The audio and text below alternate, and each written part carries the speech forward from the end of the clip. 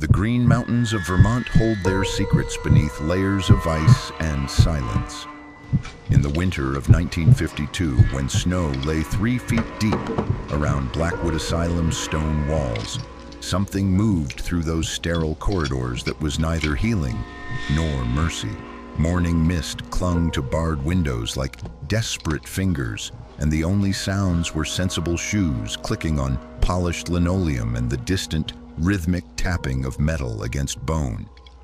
Before we go on, tell me in the comments where you are watching from. If this is your first time here, subscribe, because the story I am about to tell goes beyond anything you can imagine. Head nurse Agnes White moved with surgical precision, her steady hands having stitched countless wounds and administered countless mercies. But in her locked desk drawer lay surgical instruments that told a different story. Tools of healing had become instruments of permanent peace. This was not just medicine. This was an operation that fed on human minds for profit, conducted in science's name but serving something darker. When the system failed to protect the innocent, one woman discovered that sometimes the only cure for diseased institutions is surgery of the most personal kind. Blackwood Asylum rose from the Vermont mountainside like a monument to forgotten suffering, its Gothic towers speaking of containment rather than care. Agnes White had worked these corridors for 8 years since the war took her husband, leaving her with fierce dedication to healing the broken. At 34, she possessed the rare combination of clinical precision and genuine compassion that made her indispensable. Her auburn hair was always pinned back perfectly, her white uniform spotless, her manner calm and authoritative. Younger nurses looked up to her, orderlies respected her, patients trusted her. But Agnes carried a secret that gnawed at her daily. Hidden in her apartment were letters from her sister Eleanor, each revealing a mind slowly unraveling. Eleanor's delicate script had devolved from teaching observations into rambling passages about shadows following her and voices whispering her name. Dr. Alistair Finch had arrived 18 months earlier with revolutionary ideas about treating mental illness. His psychosurgery papers garnered national attention, and wealthy benefactors praised his modern approach. Mrs. Eliza Pettigrew, the asylum's most influential board member, spoke of him with religious reverence, calling his work miraculous. During afternoon rounds in the chronic ward where hope died slowly, Agnes found a note at the nurse's station. Dr. Finch's elegant handwriting requested her presence in Operating Theater 2. I believe you would benefit from observing our newest therapeutic intervention. What you will witness represents the future of psychiatry itself. Agnes felt hope stirring. If such procedures could help people like Eleanor find peace, perhaps modern medicine had finally found a way to silence the voices that tormented afflicted minds. She had no idea she was about to witness the birth of her own terrible calling. Operating Theater 2 gleamed under harsh fluorescent lights. Every surface polished to reflect the ambitious gleam in Dr. Finch's eyes. The patient, Harold Wickham, lay secured with worn leather restraints. His intake forms described chronic agitation and violent outbursts toward authority figures. But Agnes knew Harold as a union organizer, whose violence consisted of heated arguments about patient conditions. Dr. Finch moved with practiced grace, representing everything modern medicine promised: precision, progress, and curing the incurable. Observe the orbital approach, he instructed with pedagogical authority. We insert the leucotomy through thin bone above the eye socket, avoiding traditional surgical trauma. No skull drilling, no significant scarring, no prolonged recovery straining our resources. The procedure took 20 minutes. Finch administered brief electrical shock, then inserted the ice pick-like orbital leucotomy above the left eye. With practiced movements, he angled it upward into brain tissue, severing connections between the frontal lobe and the rest of the mind. The soft sound was barely audible, like cutting soft cheese. When Harold awakened, the transformation was immediate. The fire behind his eyes was gone, replaced by placid, bovine stare. Asked how he felt, he responded with vacant smile. "Very good, thank you, doctor." The man who once organized strikes now sat quietly, waiting for instruction. The staff applauded. Dr. Finch beamed with satisfaction. "You have witnessed the future of psychiatric care.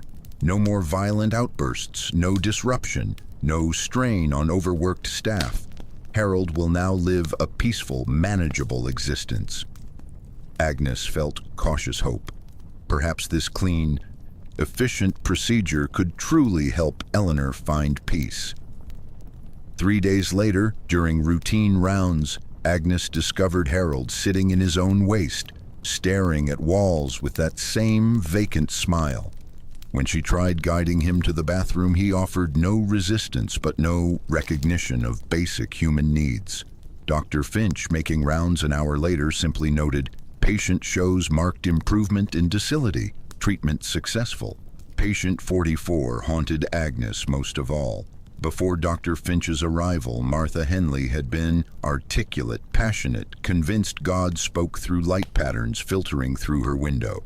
Now, 6 weeks post-lobotomy, she sat rocking while her lips moved in constant, soundless whisper. During evening medication rounds, Agnes leaned close to hear Martha's barely audible mantra. "The angel is sharpening her tools. The angel is sharpening her tools." Disturbed, Agnes reviewed Martha's file that night. The surgical logbook revealed a pattern that chilled her blood. Harold Wickham, union organizer.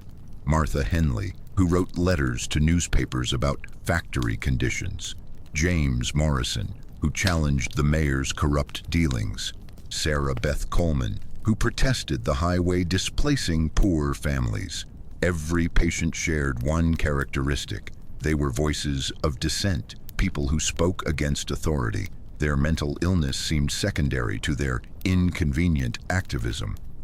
Bill McCormick, the scarred orderly whose loyalty to Agnes was absolute, found her hunched over records at 3 a.m.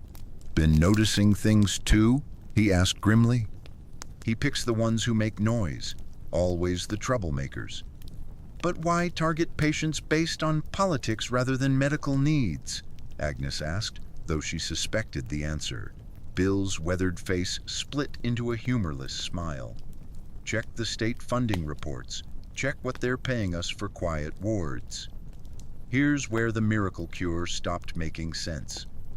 Agnes spent the night digging through administrative files, discovering Vermont's new funding structure, offering bonuses for peaceful, compliant patient populations.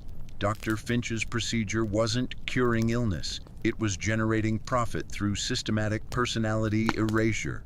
What would you do if you realized the healer was choosing victims for their inconvenient voices? Agnes moved through duties with mechanical precision while her worldview shifted. The breakthrough came when she found Dr. Finch's office unlocked. His personal ledger lay open, pages filled with meticulous entries, painting systematic exploitation. Each patient's name appeared with medical notes and coded financial entries, corresponding to state bonus payments. Harold's procedure generated $1,200 in ward tranquility bonus. Martha's operation earned $800 for reduced patient advocacy incidents.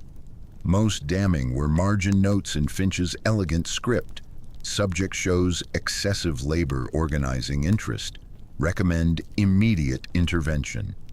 Martha's entry, religious delusions provide convenient cover for political dissent. Procedure eliminates both problems. Agnes photographed the pages with shaking hands.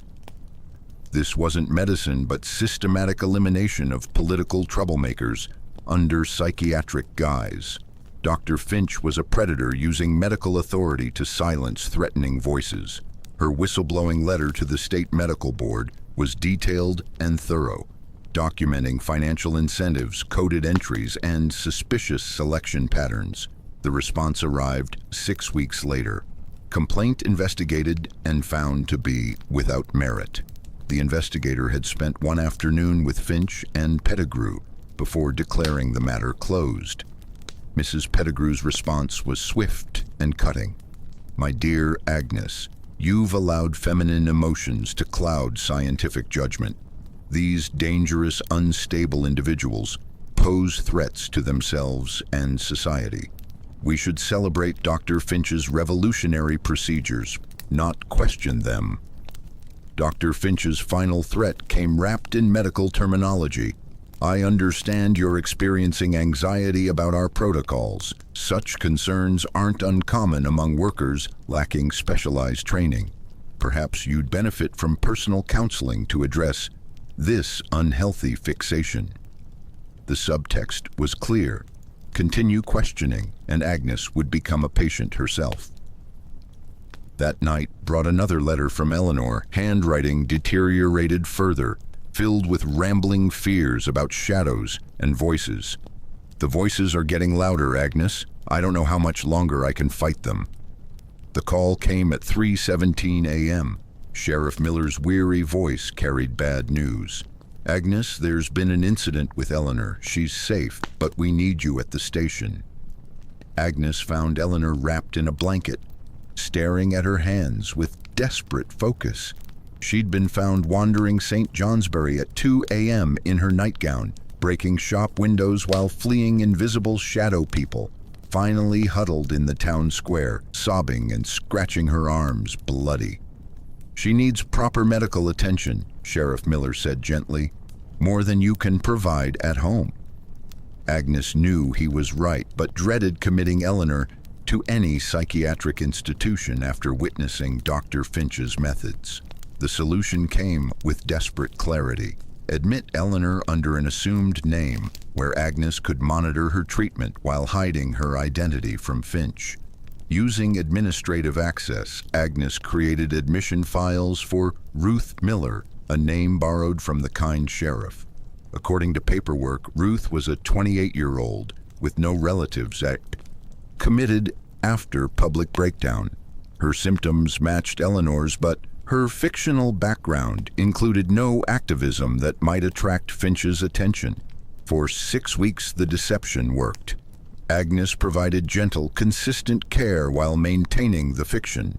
Eleanor's condition stabilized under treatment, emphasizing rest, nutrition, and compassionate contact, increasingly rare in institutions. Agnes began hoping her sister might recover enough for normal life. Dr. Arthur Lee, the idealistic young intern, began noticing Agnes's special attention to patient Ruth Miller. "You seem particularly invested in Miss Miller's care. Do you have reason for optimism about her prognosis?" Agnes deflected with professional explanations, but she saw growing curiosity in his eyes.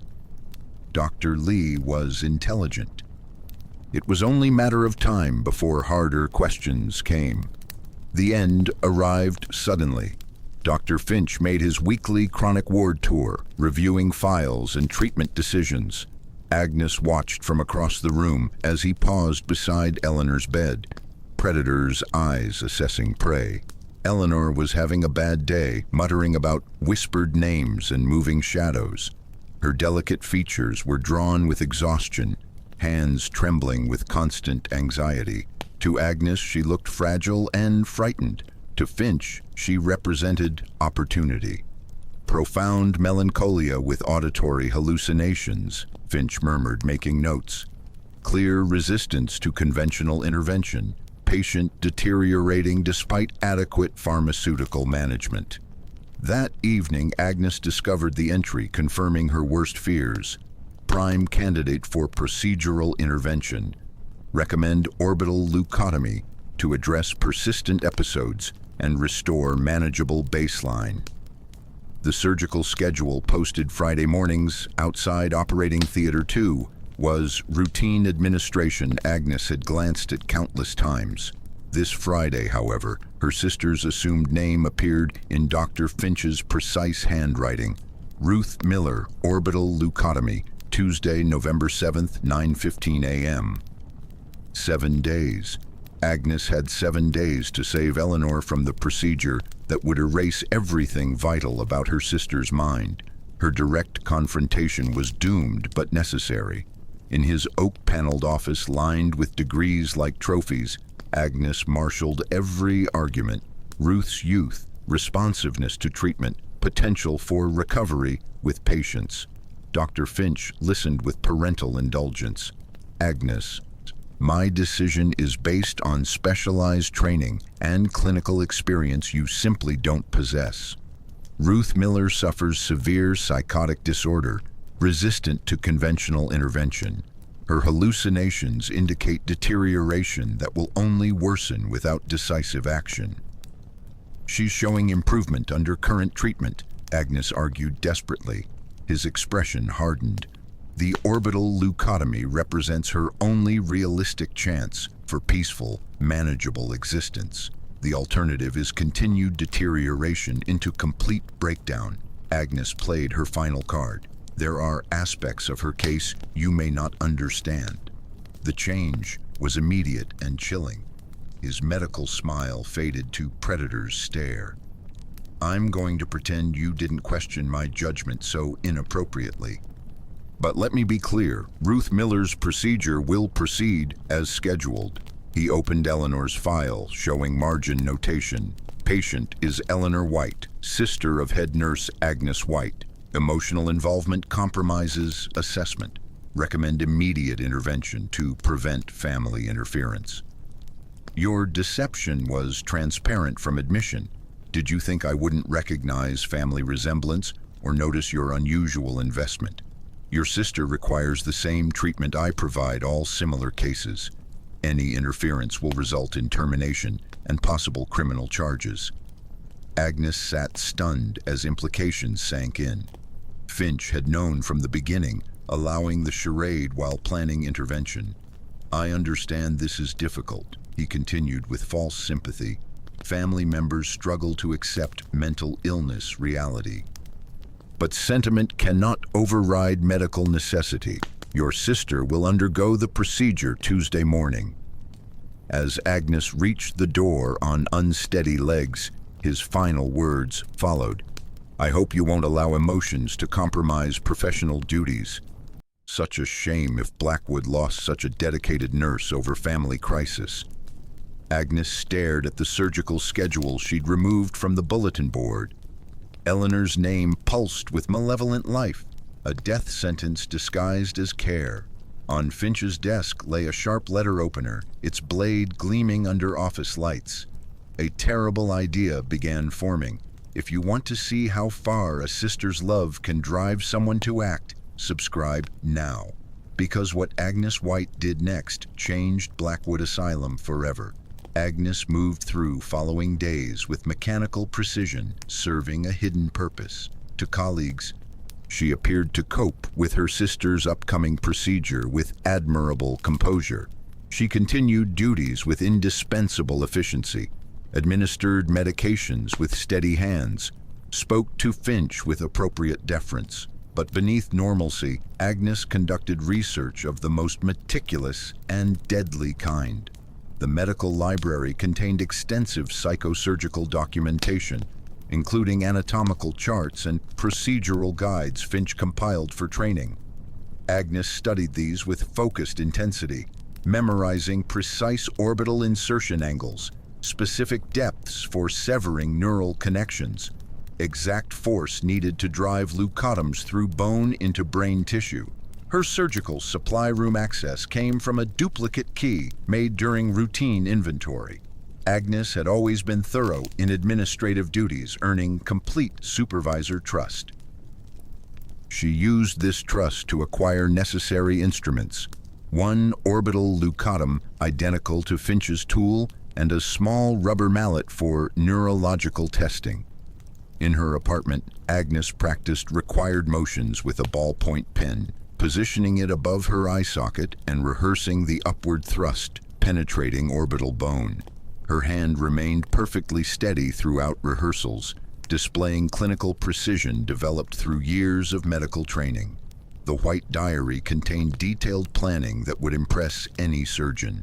Agnes documented optimal timing windows, calculated required forces for different insertion angles, developed contingency plans for complications. The final entry, written the night before Eleanor's procedure, read like medical textbook crossed with execution manual. The Finch procedure, a corrective application. Subject, Dr. Alistair Finch, age 48, height 6'1", weight 175. Optimal insertion angle, 15 degrees above horizontal. Penetration depth, 2 1/4 inches. Required force, moderate percussion, 3 to 4 measured strikes. Agnes wrote these observations with the same detached professionalism she'd seen Finch display discussing patients. The irony was deliberate. She would use his methods, terminology, and coldly scientific approach to deliver his own medicine. The final paragraph revealed her philosophical framework. When systems protect monsters and punish those who speak against them, justice becomes individual surgery. The angel's tools are sharpened not for healing, but for precise malignancy removal. Tomorrow, Dr. Finch experiences the same mercy he's shown 43 patients whose only crime was inconvenience. The angel had sharpened her tools. Now it was time to operate. Tuesday evening brought unseasonable warmth before November snowstorms, as if nature held its breath before winter's assault. Agnes completed Eleanor's post-operative care, with hands betraying no tremor despite consuming rage. Finch's procedure had been executed with usual efficiency, leaving Eleanor in the same vacant, placid state Agnes observed in so many others. Her sister, who once wrote passionate letters about social justice, now stared at ceilings with empty eyes, responding with single-word answers in monotone. Eleanor White was gone, replaced by a hollow shell bearing her features, but containing no essential spirit. Agnes waited until evening shift settled before implementing her plan. At 8:15, she accessed maintenance logs and fabricated an entry about burst water pipes in the Old West Wing, noting flooding threatened stored medical supplies requiring superintendent's immediate attention. The page to Finch's phone was urgent. Emergency in West Wing storage room. Water damage threatens medical supplies. Your immediate attention required. Agnes positioned herself outside the abandoned storage room with clipboard and medical bag, providing reasonable explanation for her presence. She'd timed carefully, allowing Finch response time, but not enough for thorough investigation. Bill McCormick appeared precisely at 8:30, as Agnes requested during their brief earlier conversation. The scarred orderly asked no questions about maintenance emergencies, trusting her judgment absolutely through 8 years of loyalty. "What do you need?" Bill asked simply, weathered hands ready for whatever task. "Just stand watch. Make sure we're not interrupted while I assess damage." Finch arrived 7 minutes later, expensive shoes clicking with brisk confidence of someone accustomed to emergency priority. He wore professional concern mixed with mild irritation at evening routine disruption. "Agnes, thank goodness you're here. How extensive is water damage? Are surgical supplies at risk?"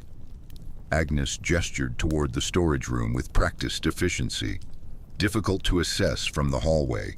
Main damage appears concentrated near supply cabinets. You should examine personally before deciding response." She produced the key from her medical bag, noting Finch showed no suspicion about her access to abandoned areas. His trust in her administrative competence was complete. The storage room was dimly lit by single overhead bulb, casting harsh shadows across obsolete equipment and damaged furniture. The examination table, covered with clean white sheet Agnes had placed earlier, dominated the center like an altar prepared for solemn ceremony.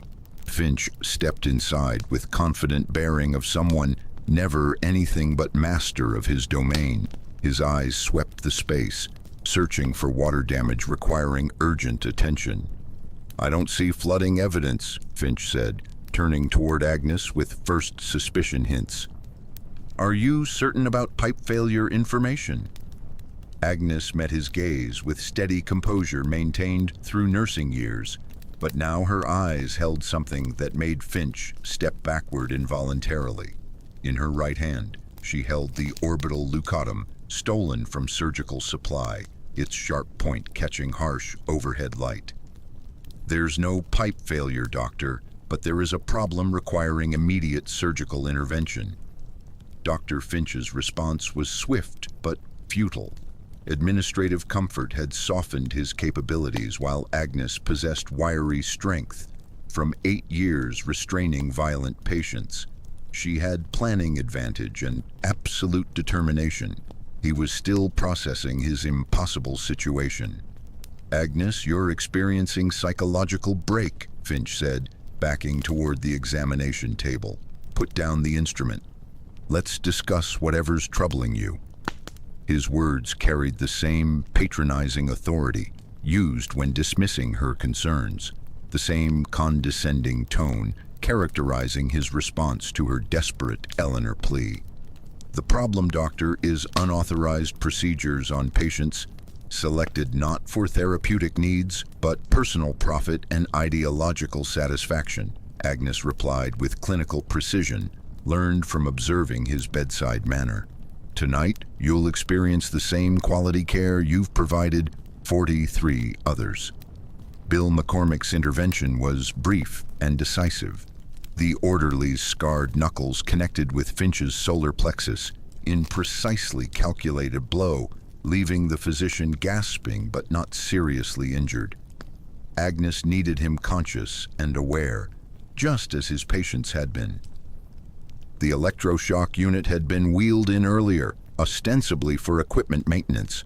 Agnes connected leads with practiced efficiency, demonstrated during hundreds of legitimate procedures, adjusting voltage for brief unconsciousness while avoiding prolonged sedation, interfering with her educational objectives. "This is release, doctor," Agnes said, positioning the leucotum above his left eye socket with precise memorized angle. "This is mercy, your exact words when you destroyed my sister's mind this morning." The orbital bone offered less resistance than expected, yielding to the sharp point with soft sound reminiscent of cracking eggs. Agnes followed Finch's procedural guidelines exactly, angling upward into prefrontal cortex and using the mallet to drive it the specified depth.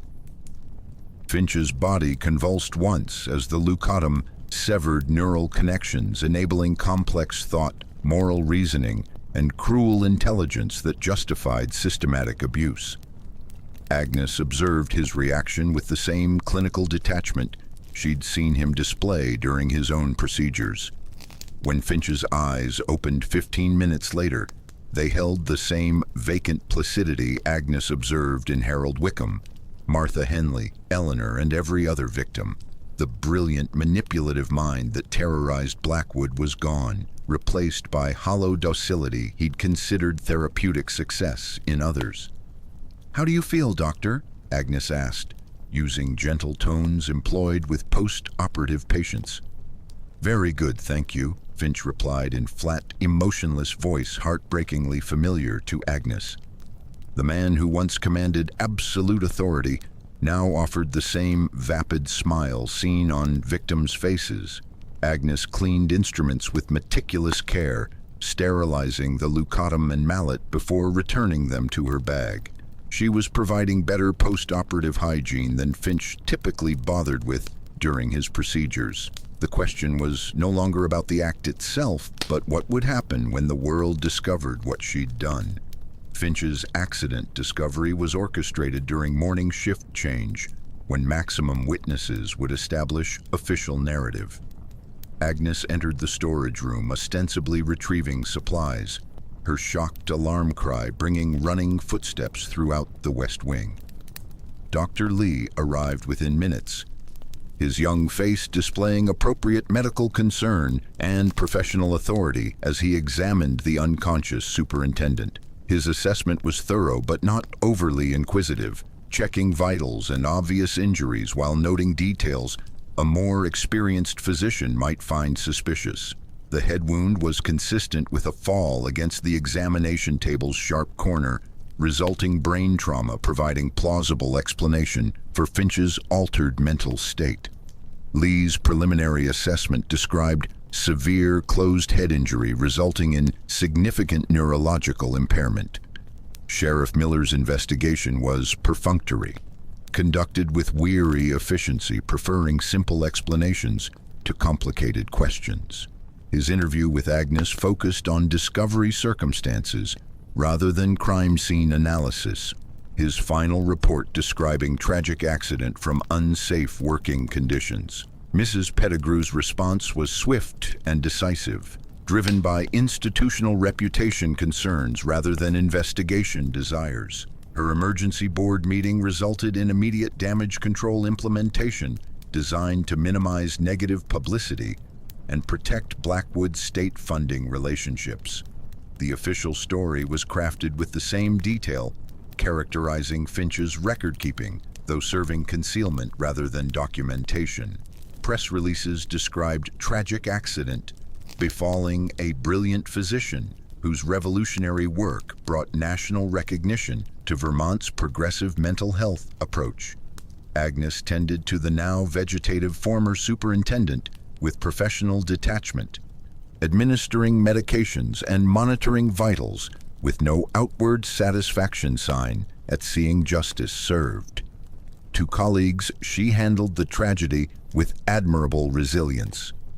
Dr. Lee's growing suspicion was evident in how his eyes followed Agnes during interactions, in careful questions about her storage room knowledge and reasons for being there during morning shift. His medical training provided enough neuroanatomical knowledge to recognize that Finch's impairment pattern was more consistent with surgical intervention than traumatic injury. But Lee possessed institutional awareness, understanding that pursuing suspicions would likely end his career before proper beginning. The medical establishment had no interest acknowledging that rising stars systematically abused patients, much less that nurses administered vigilante justice using physicians' own methods. The conspiracy emerged during private cafeteria conversation, where the young physician's idealistic ethics confronted harsh institutional politics realities. "I know what happened in that storage room," Lee said quietly, his voice carrying both accusation and strange admiration. "I also know what Dr. Finch was doing to patients like Harold Wickham and your sister." Agnes met his gaze with steady composure maintained throughout the crisis. Sometimes Dr. Lee's systems fail to protect people they're supposed to serve. When that happens, individuals make difficult choices about response. Dr. Lee nodded slowly, understanding passing between them like confirmed diagnosis. The silence conspiracy protecting both Agnes and Asylum reputation was sealed through shared recognition that some justice forms operated outside official channels. Months following Finch's accident brought strange peace to Blackwood, though it was carefully kept secret's peace rather than genuinely solved problems. Agnes arranged Eleanor's transfer to a private Burlington facility, where compassionate doctors used gentle therapies rather than surgical intervention. Eleanor's improvement was gradual but genuine, her personality slowly returning under proper care. The psychosurgery program ended quietly without fanfare or explanation. Dr. Lee, now acting superintendent, implemented protocols emphasizing rehabilitation over permanent intervention. The orbital leucotoms were retired to storage, officially due to evolving best practices, but actually because no one wanted continuing the program bringing such dark scrutiny. Bill McCormick received commendation for dedicated service and salary increase, reflecting administration gratitude for his discretion. The scarred orderly never spoke directly about storage room events, but his approving nods when encountering Agnes communicated volumes about his assessment of her actions. The chronic ward grew quieter differently than under Finch's regime. patients subjected to his procedures remained permanently altered beyond recovery possibility, but no new cases joined their ranks. The hollow-eyed psychosurgical victims were living reminders of institutional indifference's price. Patient 44 continued her whispered prophecy about angels sharpening tools, though Agnes noticed subtle changes in Martha's demeanor. Sometimes their eyes met during medication rounds, and Martha would smile with what might be recognition, as if some damaged mind part understood the prophecy's fulfillment. Agnes visited chronic wards less frequently as autumn turned winter, finding it difficult witnessing permanent damage from Finch's procedures. Her guilt wasn't for actions against Finch himself, but failure to act sooner before so many suffered irreversible harm. Official incident records were sealed and archived, where they'd remain inaccessible to researchers for decades. Mrs. Pettigrew and the board had no interest preserving institutional failure evidence, preferring letting episodes fade into bureaucratic obscurity. But Agnes White was done being anyone's victim. Standing at her office window one evening as winter snow fell across Asylum grounds, she looked toward the west wing where the storage room remained empty. The surgery scene appeared peaceful under snow blankets, showing no outward violent signs. If justice was served and the monster stopped, why did Agnes feel such profound emptiness? The answer lay not in action regret, but in recognizing she'd discovered capabilities within herself, never suspected. The angel had sharpened her tools, but the haunting question was whether Finch had been the only patient requiring her particular surgical intervention. Agnes's private records told a different story than she'd allowed herself to remember. The white diary contained entries dating months before Finch's accident, cryptic notations using medical terminology disguising true meaning. A careful reader understanding the code would discover Finch hadn't been Agnes's first unauthorized procedure. The surgical logbook from 6 months earlier contained routine entry about orderly Marcus Delacroix's death, attributed to post-operative infection following emergency appendectomy. Agnes's handwriting noted Delacroix was admitted after severe abdominal pain complaints and died despite appropriate antibiotic treatment. But Delacroix's personnel file revealed more complexity. Multiple reports from female patients and junior staff described inappropriate behavior ranging from harassment to sexual assault, incidents documented but never investigated due to his local political connections. His uncle served on town council, his brother worked for county sheriff, and family influence ensured uncomfortable allegations disappeared into bureaucratic limbo. The diary entry for Delacroix's appendectomy was written in the same clinical code Agnes would use documenting Finch's procedure. Patient exhibits persistent predatory behavior toward vulnerable populations. Conservative treatment ineffective. Recommend immediate intervention preventing further harm. Technical details were precise and chilling. Agnes had administered mild sedative during routine examination, then used scalpel to create abdominal incision, supporting fictional appendicitis diagnosis.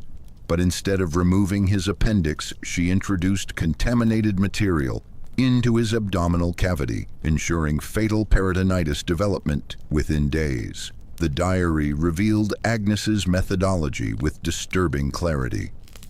She'd spent weeks observing Delacroix's behavior, documenting abuse patterns and institutional failure protecting victims. When official channels would never hold him accountable, Agnes took matters into her own hands, with calculated precision later applied to Finch. Systems protect predators understanding institutional manipulation, one entry noted. When legal and administrative remedies fail, medical intervention becomes the only viable option, protecting vulnerable populations from continued abuse. Most disturbing was Agnes's self-assessment following Delacroix's death. Initial procedure confirms personal capability hypothesis and institutional need. further interventions may be necessary as additional cases are identified. The Angel's tools require regular use, maintaining surgical proficiency. Agnes hadn't become a killer responding to Finch's Eleanor threat.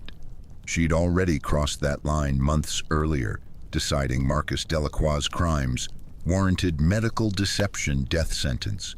Finch had simply been her second patient, not first. The coded entries suggested Agnes monitored other potential targets within Blackwood's staff and patient population, making clinical assessments of who might require her particular therapeutic intervention. The Angel hadn't sharpened tools for one specific surgery.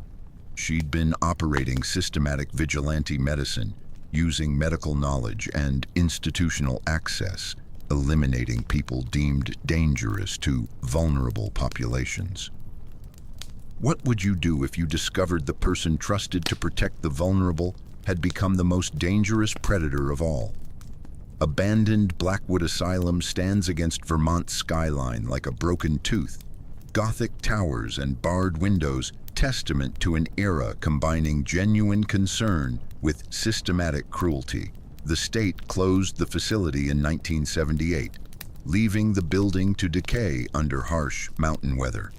Urban explorers have been drawn to Blackwood's ruins for decades, lured by legends about the lobotomy nurse haunting chronic wards and a brilliant doctor's ghost wandering abandoned operating theaters. Most leave with peeling paint photographs and rusted equipment, but occasionally someone discovers artifacts hinting at darker buried truths. The discovery came October evening 2019, when 3 University of Vermont students broke through a boarded east side window.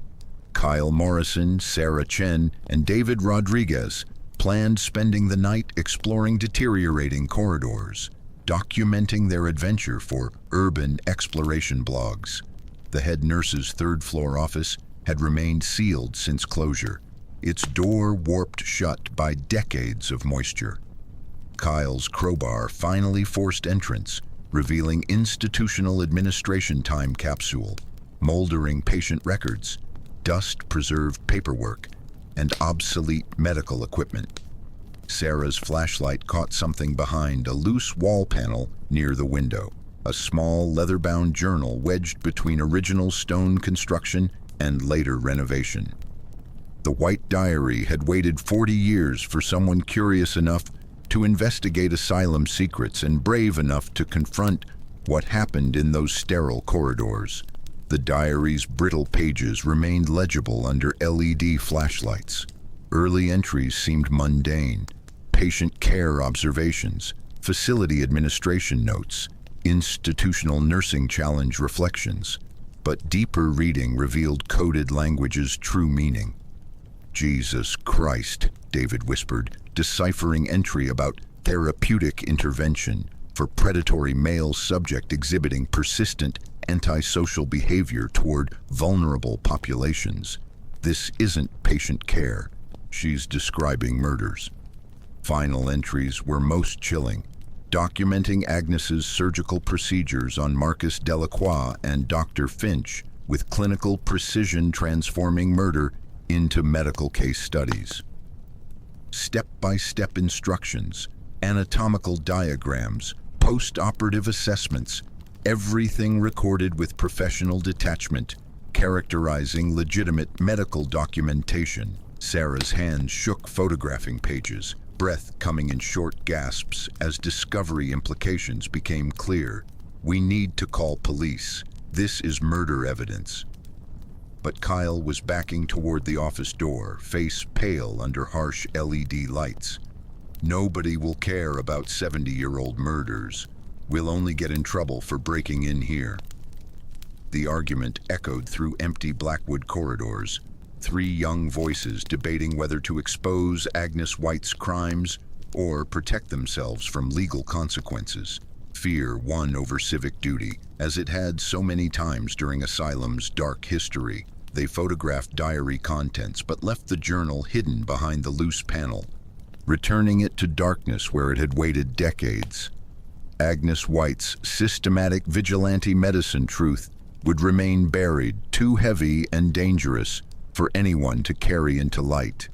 The students fled that night, their exploration adventure transformed into something far more disturbing than expected. They never published photographs or wrote about discoveries, each haunted by recognition that some secrets are too terrible to share.